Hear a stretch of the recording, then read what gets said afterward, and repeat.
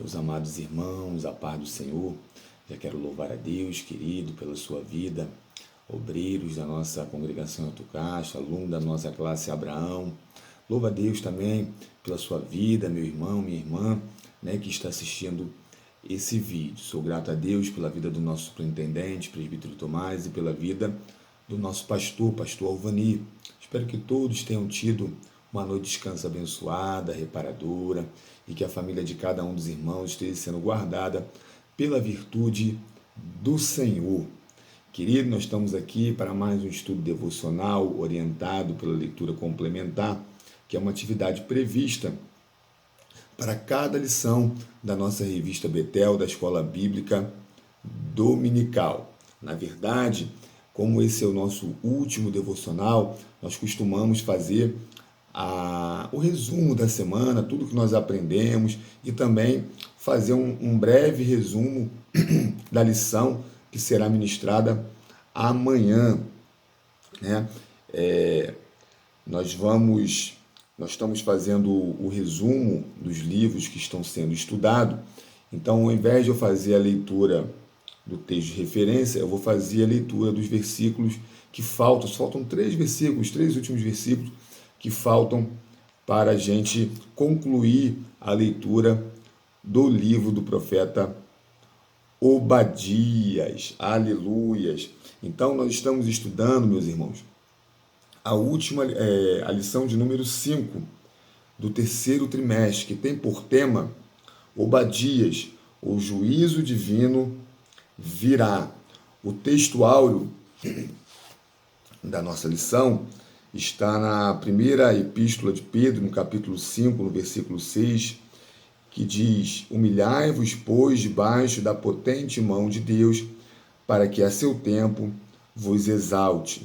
Verdade aplicada: andemos em espírito, para não sermos dominados pela soberba, revanchismo e ódio, mas revestidos de amor e bondade, confiando no Senhor. Ao término da lição, nós pretendemos atingir os seguintes objetivos: mostrar o cenário da mensagem de Obadias, destacar o pecado do povo de Edom e apresentar lições de Obadias para os dias de hoje. Então, ao invés de nós lermos aqui o texto de referência que está lá em Obadias, de 1 ao 4 e o 21, nós vamos ler os 3 versículos que estão faltando para a gente concluir a nossa leitura. Você que está fazendo aí os devocionais diariamente, só está faltando o versículo 19, 20 e 21 para nós concluirmos toda a leitura do livro do profeta Obadias, que diz assim: os de Neguebe tomarão posse do monte de Esaú, e os de Cefalá ocuparão o território dos filisteus. Tomarão posse também dos campos de Efraim e dos campos de Samaria e Benjamim. Tomará posse de Gileade. Os cativos do exército dos filhos de Israel tomarão posse do território dos cananeus até Sarepta. E os cativos de Jerusalém, que estão em Sefarade, tomarão posse das cidades do sul. Salvadores hão de subir ao monte Sião, para julgar o monte de Esaú, e o reino será do Senhor. Que coisa maravilhosa! Esse versículo 21, a parte B, traz uma esperança enorme ao nosso coração, né? E o reino será do Senhor. Aleluias! Queridos, ao longo desta semana, nós estivemos falando sobre a vida e o ministério do profeta Obadias, né? A leitura complementar nos guiou, né, nesse estudo, onde nós podemos ver que nós não devemos nos alegrar, né, na calamidade, quando Deus pune alguém, né? Nós vimos que não deve ter dissensões entre nós, né, que somos irmãos. Nós vimos que nós carecemos da graça de Deus e que a graça de Deus ela é suficiente na nossa vida. Nós vimos a importância de perdoarmos uns aos outros. Nós vimos o cuidado para não se privar da graça de Deus, né? A graça que nos dá a salvação, que nós recebemos através do sacrifício substitutivo de Jesus Cristo na cruz do Calvário, nós devemos nos agarrar a essa graça, não podemos nos afastar dela, né? Não podemos nos privar dela. Na introdução da lição, diz: o livro de Obadias tem a peculiaridade de proferir suas palavras contra os edomitas, por causa do mal que causaram a Judá e Jerusalém. A mensagem de Obadias retrata a ira de Deus contra os edomitas. Então, nós já estudamos o livro do profeta Oséias, o livro do profeta Joel e o livro do profeta Amós. Nesses 3 livros que nós estudamos, nós vamos ver esses profetas levando as suas mensagens para Israel. Ora, o reino do norte, ora, o reino do sul, né? Nós vimos que o profeta Oséias, ele profetizou para o reinado do norte, dentro do contexto que reinava Jeroboão II.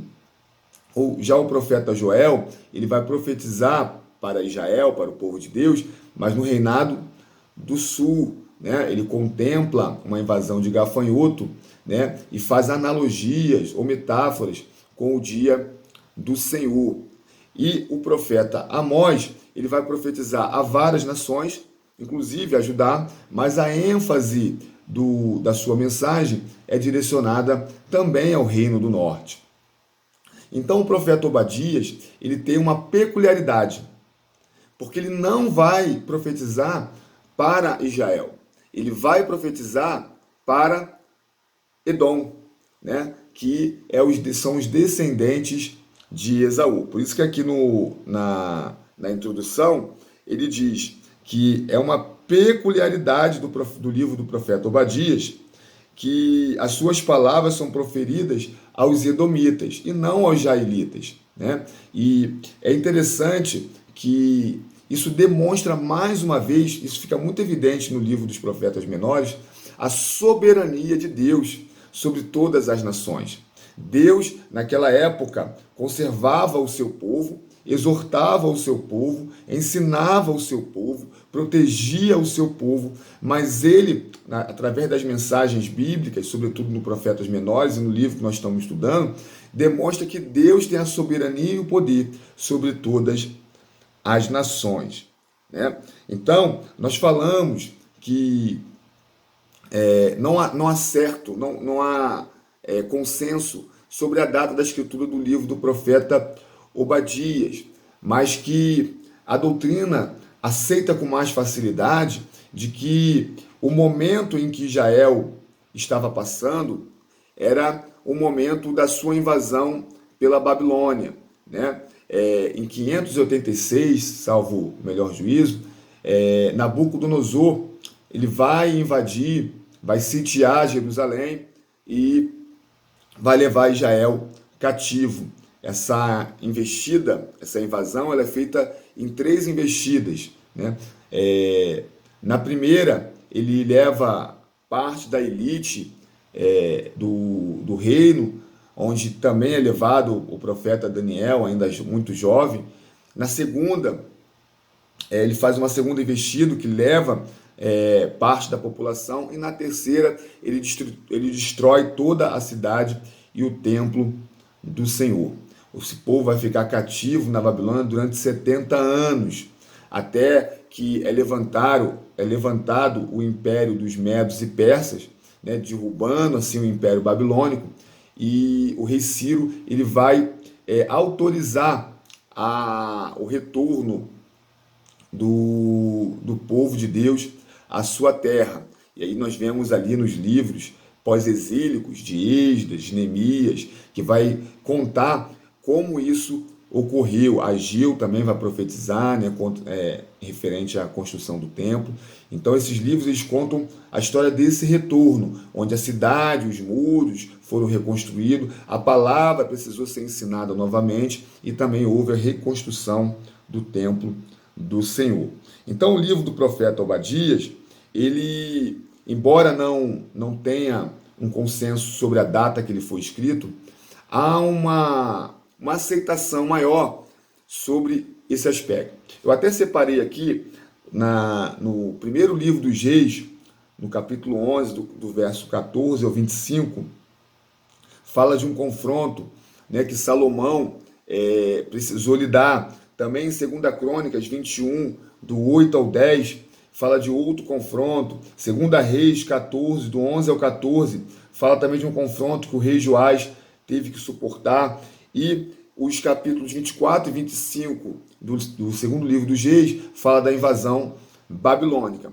Essas 4 investidas contra Israel são bem peculiares, né? E podem, além da Babilônia, né, essas outras 3, podem também ser motivo de zombaria para os edomitas. Mas lá no Salmo 137, e nós fizemos essa leitura ontem, no verso 7, diz assim: lembra-te, Senhor, dos filhos de Edom no dia de Jerusalém, porque diziam: arrasaia, arrasaia até os seus alicerces. Ah, filha da Babilônia, que vai ser assolada, feliz aquele que te retribuir, consoante nos fizestes a nós. Feliz aquele que pegar em teus filhos e der com eles nas pedras.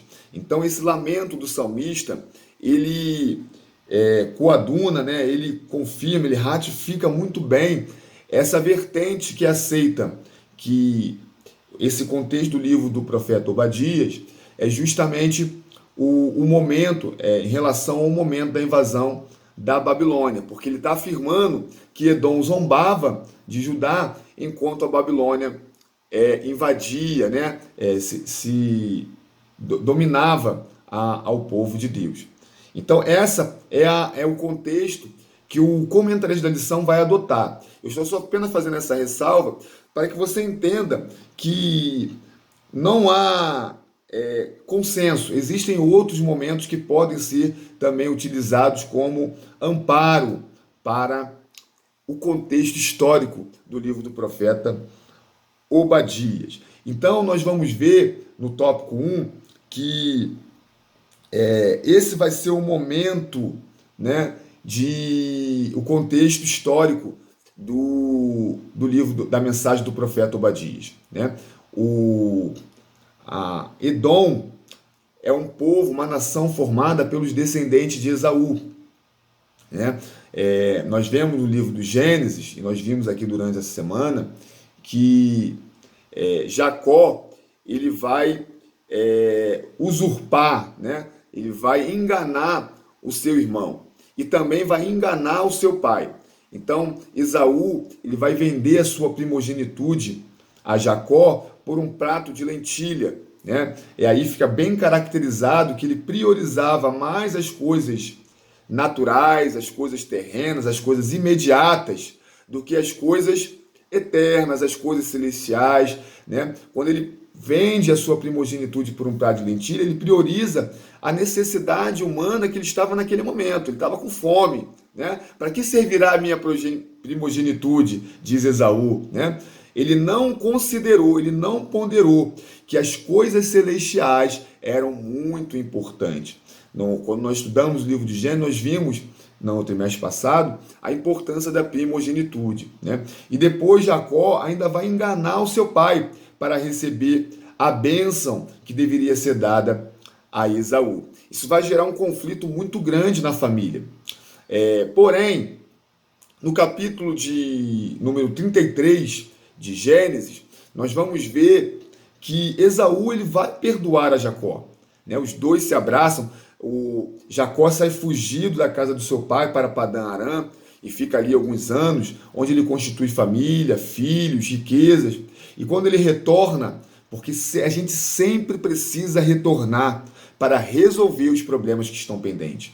O crente ele não pode seguir adiante deixando contas a serem pagas para trás. Deus não é Deus de confusão. Ele gosta das coisas todas bem resolvidas. Então, nesse contexto, eu entendo que Deus permite que Jacó retorne para poder resolver esse problema que estava mal resolvido com seu irmão Esaú. E ali ele abraça Esaú, os dois choram, né? E é liberado um perdão. Então, a lição desse domingo nos traz também como ensinamento é que, muito embora tenha sido liberado o perdão de Esaú para com Jacó, aquele rancor e aquela mágoa foi passada para os seus descendentes. Muitas vezes a gente não compreende, mas as coisas que a gente fala dentro de casa, né? As nossas atitudes dentro de casa repassa para os nossos filhos, para a nossa família, né? O sentimento que a gente sustenta dentro de nós. Durante todo aquele período que Esaú guardou a mágoa do seu irmão, ele foi repassando para os seus descendentes, né? E quando ele liberou o perdão a Jacó, ele já tinha disseminado dentro do seu lar, da sua família, né, aquela mágoa e aquele rancor. Então nós não podemos guardar dentro de nós raízes de amargura, como diz lá na carta aos Hebreus, no capítulo de número 12. Então esse é o contexto. Então nós vamos ver que quando a Babilônia invade a Jerusalém, né, os descendentes de Esaú, agora os edomitas, eles vão zombar de Israel, porque eles encaram seu irmão como verdadeiros inimigos. Essa descendência de Esaú vai habitar no Monte Seir. O Monte Seir, ele fica na região sul de Judá, né? Ali na região, nas proximidades do Neguev, no deserto de Neguev. Toda a região sul de Judá, a parte mais embaixo do território de Israel, é uma área desértica, né? Que é o deserto de Neguev. E ali tem uma região montanhosa chamada de Monte Seir. Há um estudo muito interessante, eu gosto muito desse estudo, sobre a origem do Monte Seir, né? Alguns dizem que Seir é o nome do progenitor do povo que habitava ali, quando Deus deu aquela terra a Esaú. E interessante também que Seir é considerado por muitos com o significado de peludo, fazendo uma analogia, né? uma referência ao próprio Esaú, que a Bíblia diz que era muito peludo. E o nome Edom também, né? Faz referência à vermelhidão, né? A vermelho, montes vermelhos, também fazendo referência, pode ser uma referência, né? A Esaú, porque ele foi chamado de Edom. Aleluias, louvado seja o nome do Senhor. Então nós vemos, queridos, que Obadias, o significado dele lá no tópico 1.1, significa servo do Senhor. Há também uma denominação de adorador de Yahvé, porque o servo, ele é adorador, né? Então o significado na verdade é o mesmo. Se você é servo, você também é um adorador. Se você acha que você é adorador, mas você recusa ser servo, então você nem adorador não é, porque o conceito de ser adorador é o conceito de servir. Louvado seja o nome do Senhor.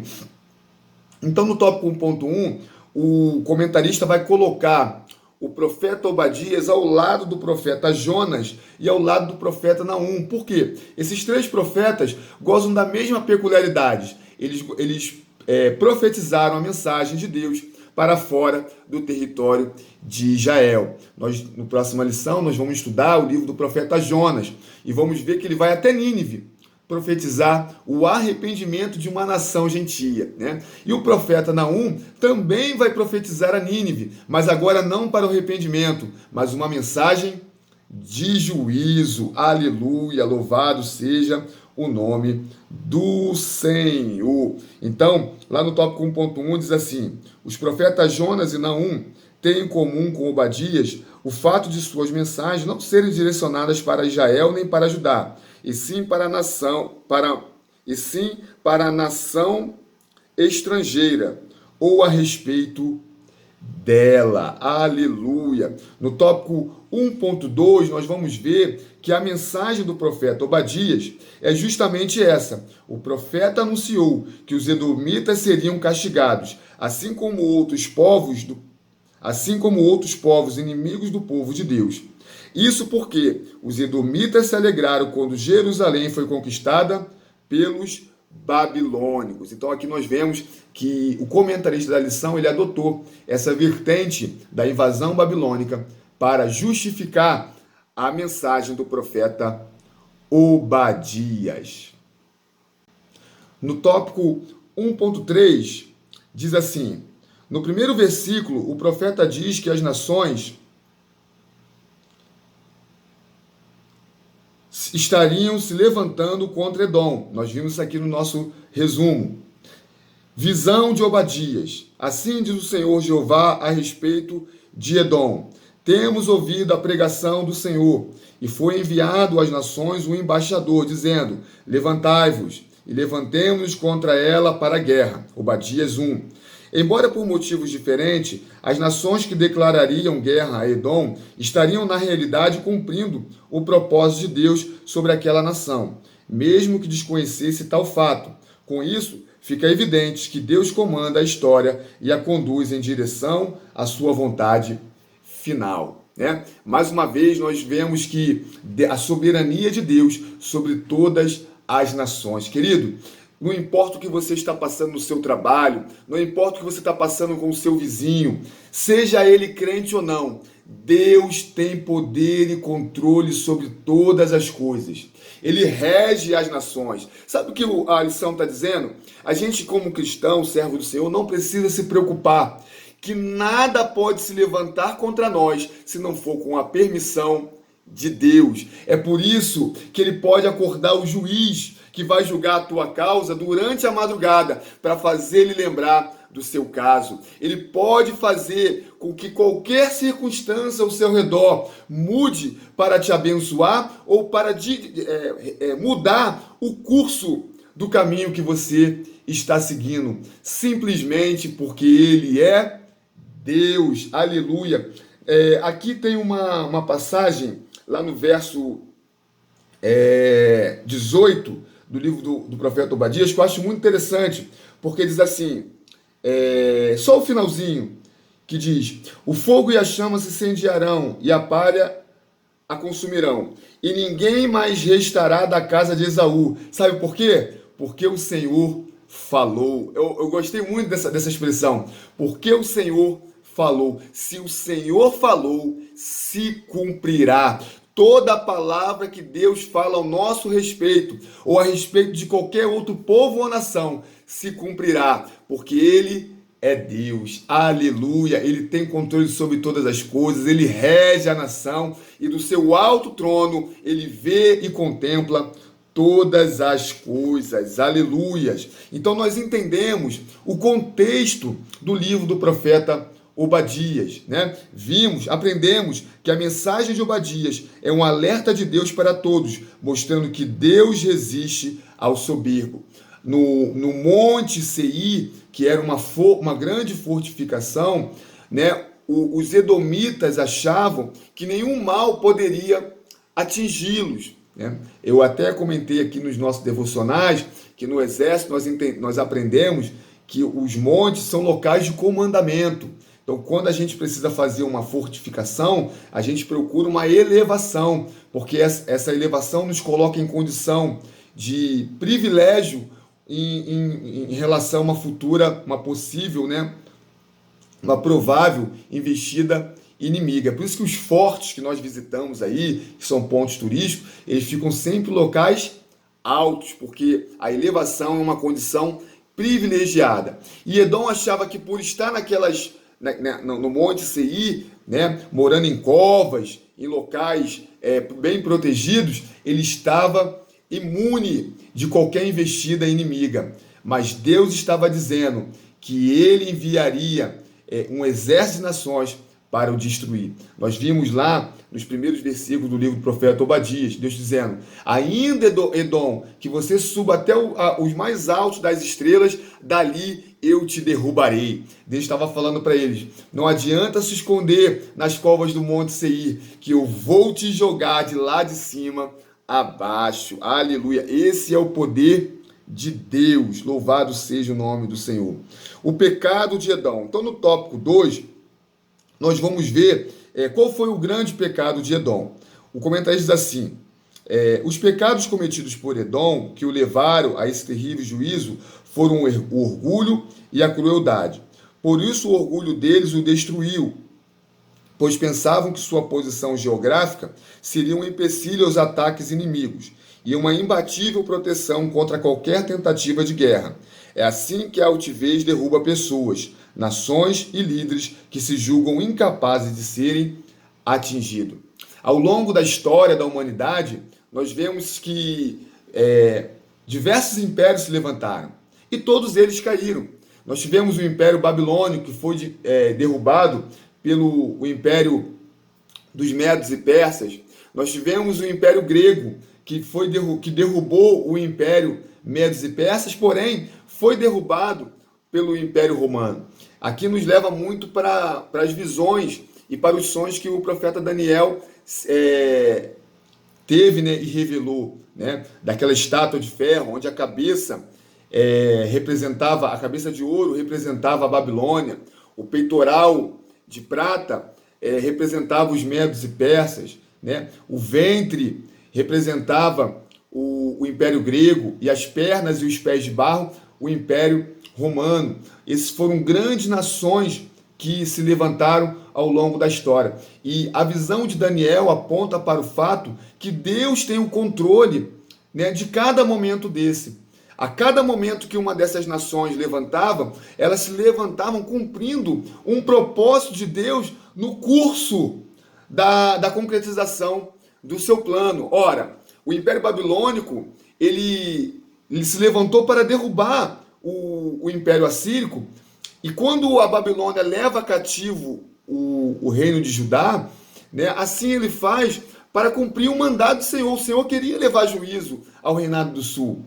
Quando Deus levanta o Império Medes e Persa, é porque Deus queria restituir a Judá o seu território. Então ele levanta um império que vai permitir o retorno a Jerusalém, não só o retorno, a provisão para a restauração daquele território, né? Quando Deus levanta o Império Grego, durante o Império Grego, é desenvolvido muita cultura e vai ser desenvolvido a linguagem que Deus escolheu. Olha que coisa maravilhosa, meu irmão. A linguagem que Deus escolheu para que todo o Novo Testamento for escrito, que é o grego koiné. Então perceba, naquele tempo, quando Alexandre o Grande se levanta e faz aquela conquista enorme, gigantesca, Deus estava montando o cenário, né, do Novo Testamento. É por isso que quando nós estudamos as viagens missionárias do apóstolo Paulo, a maioria das cidades que ele visita, nas ilhas que ele vão, são territórios que foram ocupados durante o Império Grego, né? As cidades, né, os locais e a língua que foi escrita no Novo Testamento é uma influência do grego. Os estudiosos apontam que o grego koiné é a melhor língua para disseminação do que foi escrito, né? Porque ela consegue transmitir a mensagem com mais clareza a diversas línguas. Então era Deus conduzindo o curso da história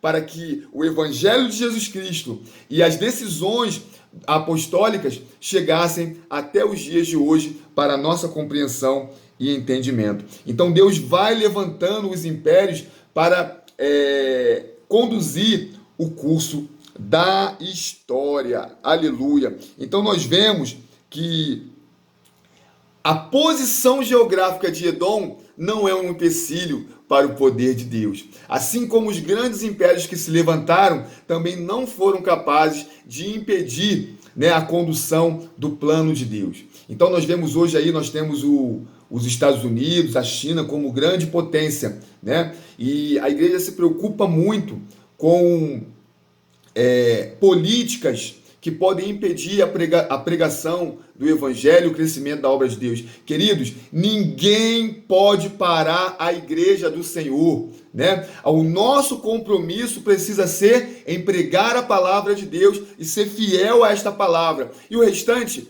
Deus vai nos guardar, Deus vai nos conduzir. E até se tirarem a nossa própria vida, isso tudo estará no plano de Deus, no curso da condução do seu plano, né? Então a punição de Edom, a conspiração e a deslealdade das nações vizinhas foi usada para dar início ao propósito de Deus para julgar os edomitas, por causa do orgulho que os cegou e atitude de desprezo e contentamento pelo mal que chegou aos moradores de Jerusalém e Judá, povo irmão. A ira do Senhor se acendeu contra eles. Os edomitas foram exterminados como povo ao longo dos tempos. O lugar de sua habitação, antes lugar de segurança, e invencibilidade, tornou-se uma das mais inóspitas da terra. A palavra de Deus é fiel e cumpre na vida de todos, ainda que pareçam inabaláveis em suas posições e seguros de seus recursos. Nós vemos que muitas injustiças são praticadas contra mim, contra você, contra a igreja, né? Mas nós devemos descansar no Senhor, porque Deus tem o controle e poder sobre todas as coisas. Hoje, muitas pessoas, por ter recurso, né, ter construído grandes patrimônios, acham que nada pode tocá-los. Mas até sobre essas pessoas, Deus tem poder e autoridade, né? Então o tópico 2.2 vai falar da violência que agrava os conflitos, né? Lá em Números, até deixei separadinho aqui, Números 20, no verso 18, vai contar uma passagem onde, quando Moisés estava tirando o povo de Israel do Egito, já próximo a chegar na Terra Prometida, ele pede passagem a Edom. E nós precisamos, nessa lição, lembrar que os edomitas eram irmãos de Israel. São descendência de Esaú, irmão gêmeo, né, de Jacó. Então, os descendentes de Esaú eram irmãos dos descendentes de Jacó. E eles vão impedir a passagem. Então, lá no verso 18 diz: porém, Edom lhe disse: não passará por mim, para que, porventura, eu não saia a espada ao teu encontro. Então os filhos de Israel lhe disseram: subiremos pelo caminho igualado, e se eu e o meu gado bebermos das tuas águas, darei o preço delas, sem fazer alguma outra coisa. Deixa-me passar, somente passar a pé. Porém ele disse: não passarás. E saiu-lhe Edom ao encontro com muita gente e com mão forte. Assim recusou Edom deixar passar a Israel pelo seu termo, pelo que Israel se desviou dele. É interessante que quando o irmão de Jacó impede a passagem pelo seu território, Deus não permite que Jacó se levante em guerra contra aquele povo. E é claro que eu estou usando Jacó aqui em referência ao povo de Israel que saía do Egito. Aqui em casa, eu até comentei aqui nos nossos devocionais, minha mãe sempre ensinou pra gente, nós somos 2 irmãos e brigávamos muito, né? E minha mãe sempre falava: quando um não quer, 2 não brigam. Então, Deus não permitiu que o seu povo se levantasse contra o seu irmão. E nesse contexto, né, do deserto da trajetória pelo deserto, em que Moisés conduziu o seu povo, o povo de Deus, né? Deus fez muitas guerras àquelas nações, né? Como os moabitas se levantaram, né? E outros povos dos amorreus, né? E Deus deu vitória ao seu povo. Então Deus poderia dar vitória também sobre Edom, mas a palavra de Deus diz que Israel se desviou dele. Então, queridos, quando um não quer, 2 não briga. Nós somos irmãos em Cristo Jesus. Não agrada a Deus a contenda, as falácias, as palavras que eu profiro e que venha ferir o meu irmão, não agradam a Deus com certeza, né? Então, primeiramente, a lição está nos ensinando a necessidade de nós vivermos em comunhão, né? O Salmo 133 diz: ó, quão bom e agradável é que os irmãos vivam em união. Ele compara a unção do sacerdote, né? O óleo que unge o sacerdote, o óleo que vem ungindo, ele vem consagrando. Então ele vem consagrando a Arão. Então a comunhão entre os irmãos é comparado no Salmo 133, né, pela consagração de um sacerdote, né? Nós que desejamos viver uma vida consagrada, precisamos também viver em comunhão com os nossos irmãos. Se você diz que a sua vida é separada para Deus, então você precisa viver em comunhão com o seu irmão. Se você aborrece o seu irmão, você não pode dizer que a sua vida está consagrada a Deus, porque a vontade de Deus é que a nossa vida se glorifique a Ele, vivendo em comunhão. Então, que essa mensagem, que essa lição traga aos nossos corações a reflexão. E nós procurarmos no nosso coração, na nossa mente, os irmãos que nós precisamos nos reconciliar e vigiar, irmãos. Porque às vezes numa brincadeira a gente ofende alguém, né? Às vezes, quando a gente fala alguma coisa, a gente pode estar ferindo o irmão e nem estamos sabendo. Aqui a lição nos chama a atenção para o fato de que os descendentes de Esaú, né, se colocavam em condição de inimigo aos seus irmãos, mesmo seu pai Esaú já tendo tido perdoado. Quantas vezes nós temos desavença contra alguém, né, e nem sabemos o motivo daquela desavença? Eu não gosto de fulano, e você não sabe nem por quê. Né? Isso é coisa lá de trás que foi sendo repassada, coisa de família, e você nem sabe qual o problema que você tem com aquela pessoa, mas ainda assim você se coloca em oposição a ela. Isso não agrada ao Senhor. Né? Então, no tópico 2.12, ele vai dizer: os edomitas se negaram a ajudar o povo de Israel quando este precisou atravessar suas terras, estando em Cádiz. Moisés enviou um mensageiro ao rei de Edom. Apesar da promessa de que se limitariam a passar pela terra sem causar qualquer prejuízo, a resposta do rei ao pedido de Moisés foi uma dura palavra naquele momento em que Israel precisava de ajuda. Ele não mostrou bondade ou cordialidade que deveria existir, pois seus antepassados eram irmãos. Aqui tem um comentário que está na revista do professor que diz assim: o caso mais terrível desta inimizade, entretanto, revelou-se quando os babilônicos destruíram a cidade de Jerusalém, juntamente com o templo, em 586 a.C., que nem eu falei agora há pouco. Oportunidade aproveitada pelos edomitas para desprezar o que restava da cidade, para depredar o que restava da cidade e das fazendas abandonadas. Então, o livro do profeta Obadias ainda vai trazer a mensagem que os edomitas não somente zombavam, mas eles entraram em Jerusalém. É bom que se faça uma ressalva que não há textos bíblicos que confirmem essa mensagem de Obadias. Né? Não há nenhuma evidência na Bíblia, em outras passagens, que Edom tenha entrado em Jerusalém para saquear. Mas o profeta está dizendo que eles entraram para saquear e entregaram a Babilônia aqueles que tentaram fugir, se aliaram ao inimigo de Deus. A Babilônia, ela tipifica o mundo, o inimigo de Deus. Aqui está dizendo que há irmãos que se aliam ao inimigo de Deus para fazer mal ao povo do Senhor. Né? Nós não podemos ser edomitas. Ei, meu irmão, você possa pelo menos levar essa mensagem ao termo dessa aula. Nós não somos edomitas, nós somos povo de Deus. Então não se aliam ao inimigo, né? Fazendo acusações.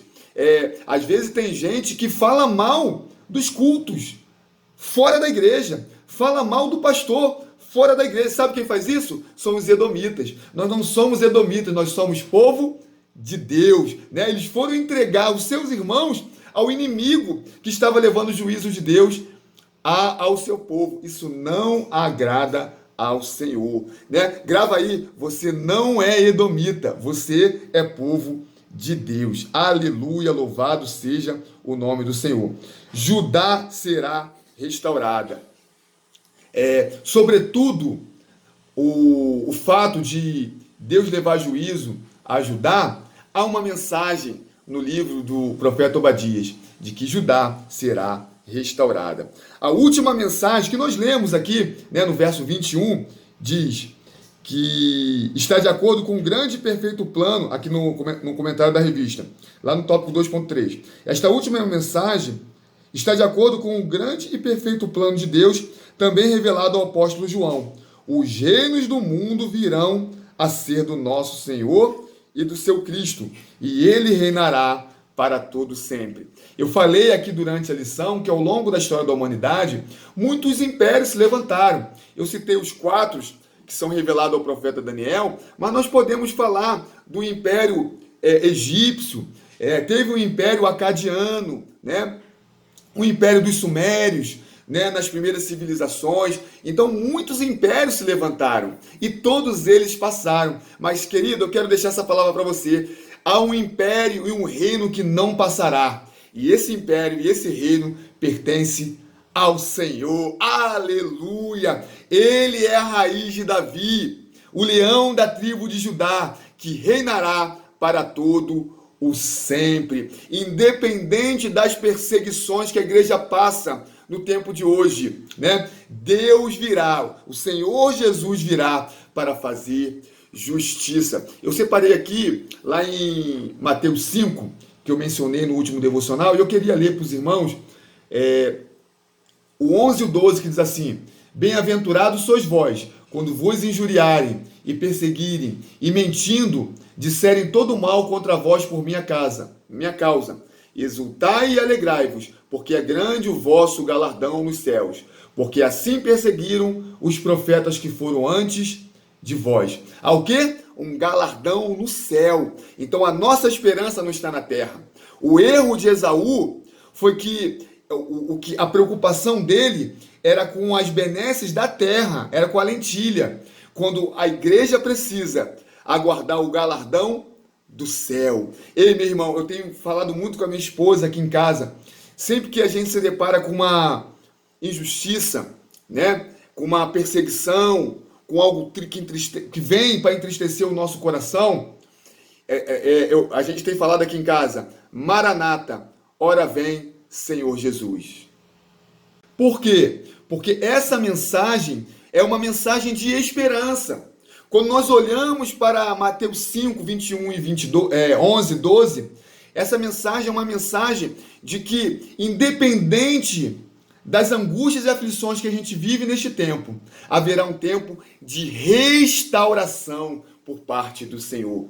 Então, quando alguém blasfema contra a igreja de Cristo, nós precisamos lembrar: Maranata, ora vem, Senhor Jesus. Quando nós estamos ali evangelizando, e ao termo de um evangelismo, né, nós voltamos para a nossa casa sem a alegria de uma alma restaurada, de uma alma que se entrega ao Senhor, né, às vezes com falácias, né, de pessoas que se opõem à obra de Deus, e aí o nosso coração se entristece. Irmão, se lembre: Maranata, ora vem, Senhor Jesus. A nossa esperança não está aqui na terra, aleluias. A nossa esperança está na vinda do Senhor. Ei, querido, você que faz a obra de Deus, né? Talvez você é um regente, talvez você é um cantor, e aí você marca um ensaio, não vai ninguém. Lembre-se: Maranata, ora vem, Senhor Jesus. O nosso compromisso aqui na terra não é aqui na terra. O nosso compromisso, ele vai ser... o nosso benefício não vai vir aqui na terra. O nosso benefício, a nossa herança está nos céus. Então, para a igreja, o dia do Senhor não é uma mensagem de juízo, é uma mensagem de esperança. Então, que talvez você esteja sofrendo algum tipo de injustiça, né? Esses dias eu falei com a minha esposa, né? Nós temos grandes empresas que muitas vezes praticam injustiça, né? E compete a quem se sentiu prejudicado ir procurar justiça, ir ligar, esperar telefone para poder reaver o seu direito, né? E muitas vezes a gente deixa para lá, né? Mas o dia do Senhor, ele vem, e breve vem. Maranata, hora vem, Senhor Jesus, para que aquele que sofreu injustiça possa receber o consolo do Senhor, né? Então, no tópico 3, o comentarista vai trazer uma mensagem aos dias atuais, né? Ele vai falar da lei da semeadura e retribuição. Diz assim: uma das mensagens que continua sendo relevante para os nossos dias. Edom desprezou a lei da semeadura e retribuição. Sua arrogância o enganou a tal ponto que chegou a considerar que estava acima desta lei e que, portanto, jamais seria alcançado por ela. Nós vemos lá em Obadias 10 e 14 que, da mesma maneira, né, nós falamos aqui no devocional de ontem, no 16, que fala: assim como vocês beberam no meu santo monte, assim todas as nações beberão sem parar, irão beber, engolir, e serão como se nunca tivesse existido. Isso fala da ira do dia do Senhor contra a nação de Edom e as demais nações. A beber do cálice, né, é uma indicação de ira. Então, é a lei da semeadura. Assim como vocês beberam, assim como vocês zombaram do meu povo, assim como vocês fizeram, né, será feito a vocês. Aí diz assim, ou seja, os atos de violência e soberba de Edom teriam consequências. Não nos deixemos enganar, pois o apóstolo Paulo também escreveu sobre este relevante assunto, enfatizando que de Deus não se zomba. Tem muita gente escarnecendo da igreja, né? Mas de Deus não se zomba. Deus é zeloso pelo seu povo, né? E ele virá fazer justiça. Aprendemos com esta reflexão a partir de Obadias e à luz da mensagem do Novo Testamento a importância do arrependimento, vigilância, temor, humildade e um contínuo andar em espírito. Nós precisamos andar em espírito, irmãos, né? Se nós vivemos em espírito, importa também que nós andemos em espírito, porque andando em espírito, nós vamos nos precaver de cometer esses pecados de arrogância, né, e de blasfêmia contra o povo e a obra de Deus. Quando nossa alma se exalta, nós estamos nos aproximando da queda, né?